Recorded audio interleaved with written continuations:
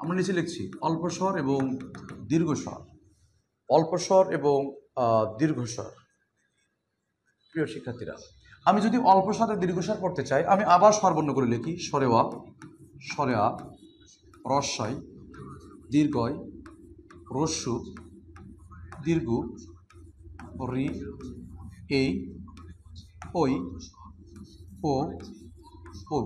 আমরা অল্প স্বর চেনার নিয়ম বলি, আমরা অল্প স্বর চেনার নিয়ম বলি, সেটা হচ্ছে আমি যদি অল্প স্বর চেনার নিয়ম বলি সেটা হচ্ছে অল্প স্বর চেনার নিয়ম সেটা হচ্ছে ধরলাম, ধরলাম, সারলাম, ধরলাম, সারলাম, ধরলাম, সারলাম, ধরলাম। তাহলে আমরা যেটা ধরেছি, যে পর্যন্ত ধরেছি রি কার পর্যন্ত, এই রি কার পর্যন্ত মনে রাখবো। রি কার পর্যন্ত প্রথমটা ধরেছি, 1 ধরেছি, 2 বাদ দিয়েছি, 3 ধরেছি, 4 বাদ দিয়েছি, 5 ধরেছি, 6 বাদ দিয়েছি, 7 ধরেছি। এই রি কার পর্যন্ত 1 3 5 7 অর্থাৎ ধরেছি, ছেড়েছি, ধরেছি, ছেড়েছি, ধরেছি, ছেড়েছি, ধরেছি। এই চারটা হলো অল্প স্বর, এই চারটা হলো অল্প স্বর।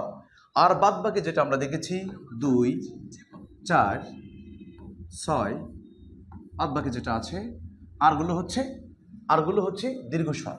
তাহলে আমরা দীর্ঘ স্বর পেয়েছি কয়টি? 7টি। আর অল্প স্বর পেয়েছি কয়টি? 4টি।